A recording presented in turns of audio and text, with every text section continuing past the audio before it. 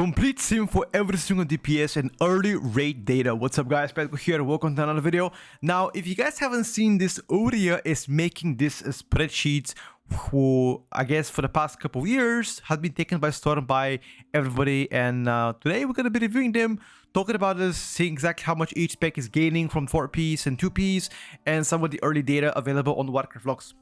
Alright, let's begin. As you can see, this is only pure single target sim, and on the very top we have Subrok and Devourer DH. Now here's the trick though. Subrok hasn't really been the top of the sim craft for the past couple of years. I think it's been like close to like 2 years or so. Maybe even more than that. I mean, I can't remember last time Subrok was actually good in raid. So that's actually very surprising. Devourer DH got nerfed 3 times in a row, and they still appear within the top rankings. You can actually imagine how powerful they are. Now, you're gonna see warriors once again, just like rogues, are on the very top. So we see only melees currently.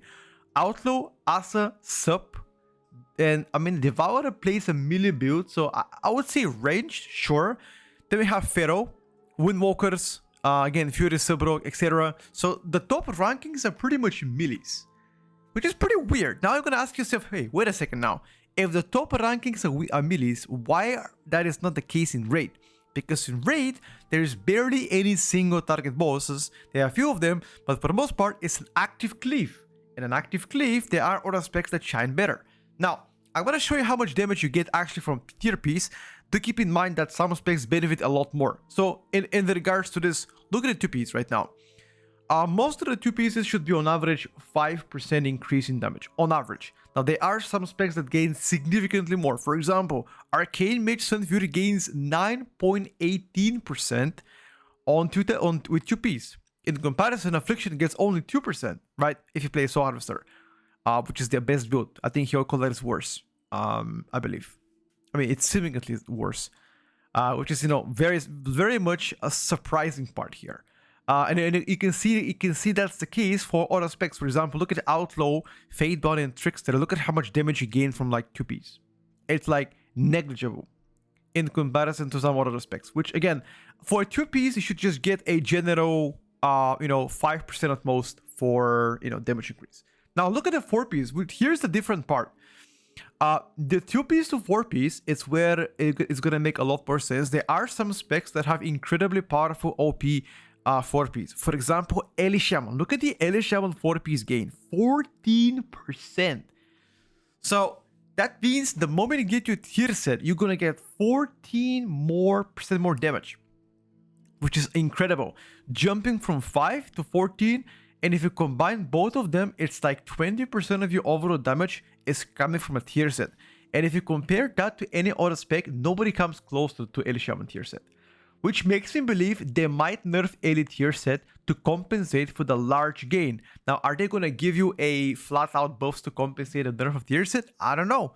But the matter of fact is, nobody is coming close second. I guess Subrok might come close. Subrok has like 14%, which is, again, they did nerf. So, Subrok had much higher damage than that on a tier set. They nerfed them, and they gave them instead out of buff. I believe it was from Friday night. So what happened is net neutral change, nothing happened in damage. They just nerfed the value of tier set and gave you more baseline damage, which I expected something similar to happen with Eli Shaman, and unfortunately it didn't. There are some specs, however, that have really bad tier set. If you can take a closer look, if you do get a 4 piece on specs like, for example, Beastmaster, Hunter, Dark Ranger, it's barely any damage increase. It's like 3.3%, right? Even if you play the base build, which is Pack Leader, it's still 5.8%. In my opinion, the minimum threshold of what you should be looking at once you get the 4 piece should be roughly 10%. And for the most part, that is not the case. Well, some specs do have, but there are others that are pretty Yeah, I guess Hunter is like the main candidate. Everybody else gets like roughly 10% plus, give or take. Again, DPSers, tank-wise, there are some that get pretty much nothing. Like Blood Decay, Sandlin, and Deathbringer tier set is like, not a big gain. Anyway, that's about raw data. Once again, I'm going to be attaching this spreadsheet down below if you guys want to check it out. The person is Uria, the one that makes it, has all the credentials out there. You guys can check it out. But this is pretty much very useful information. If your guild is trying to progress, PI sims, AoE, blah, blah, blah. You guys can check it out. It's actually pretty cool stuff. Now, speaking about speaking about the rankings, so this is the first two, I guess 3 days of rating, because Tuesday, Wednesday, Thursday, if you are American. This is pretty much what early data is looking like. Now, there are some specs here that are closing on. Arcane mages, more specifically on the first boss, it seems like to be blasting. Within the top 10, there is roughly, what, 7 arcane mages in top 10, which is pretty evident that the mage is actually doing not so bad in some of the bosses. In comparison to what it was said in a class discords where, you know, they were like, oh, Arcane now unplayable, we're going to be playing Frost all the time. And it seems like mostly all mages are, you know, are playing Arcane. Now I can also, you know, flip the table and just go mage, and only mages. You're going to take a look that everybody is Arcane. Nobody here is playing Frost.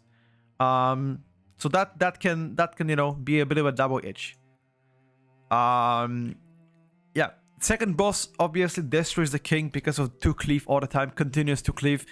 They can, I mean, there's a few specs that might come close to it, like Balance and Shadow Priest, maybe. But for the most part, Destro should be the king of, like, 2 target cleave. Yeah, here you go, Shadow Priest coming close. I'm surprised this Warrior is actually on the 16th place. And speaking about Warrior, you're going to see in a little bit why I think Warriors might be doomed. Early bosses don't really matter as much for the most part. You're going to see mages, Ada Shamans, you're going to see Shadow Priests, Deathlocks, and you know, balance druids in some fights. And as you can see here, you got rogues, sub-rogues, have insane high burst potential. But here's the interesting part. The later the bosses go, the more warriors shine, specifically in the Twin Fangs, as you guys can see here. I mean, warrior is a little bit, you know, overperforming here on this boss, specifically on this boss. So my idea of why I think warrior is absolutely doomed to get nerfed is because, first of all, they perform really good in both M+ and raid. Second, they have the highest execute. And third, which is the most important, every single warrior first guild is currently stacking warriors between 3 and 4. As you can see, if you guys have you know, following warrior first raids, you're likely going to see several warriors stacked together unless they get changed. Now, we already have the confirmation that the class changes are due before the reset next week. So they're going to come either Friday night or Monday night. One of those 2 days or both. And that's going to determine whether warrior is going to get cooked or not. It all depends how they're going to be performing during the heroic rating and also mythic rating, which is about to start very soon, maybe even tomorrow or tonight. That's about it. So if you guys have been wondering whether, you know, it's the time to play Rogue in rating or Mythic Plus, there has never been a better time during the Midnight expansion to main Rogue. Currently, all 3 Rogue specs are doing fantastic, both in Mythic Plus, and as you can see, also in raid. Warriors are doing great. There's some enhanced Shaman action as well. There's been some Windwalkers, as you can see, climbing up the rankings to some of the bosses. So overall, I would say, if you really want to main melee, this tier might be the tier for you. Okay, now there are some boss fights where spread cleave is actually important, but as I already said, for the most part, you are going to be doing just fine playing whatever you like. That is the early data finding, guys. Once again, I'll be following it closely. If I see something else, you know, deviating, I'll let you guys know.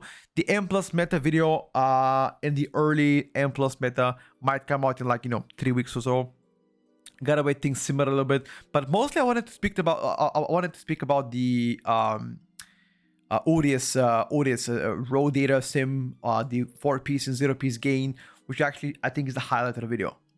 Yeah, that's all. Just fun to ramble. Thank you once again for watching, and if you guys like the content, make sure to follow. We're trying to hit 50k followers this year on YouTube, and we've been grinding videos big time. Thank you for the support, and once again, see you on stream soon. Bye, everybody.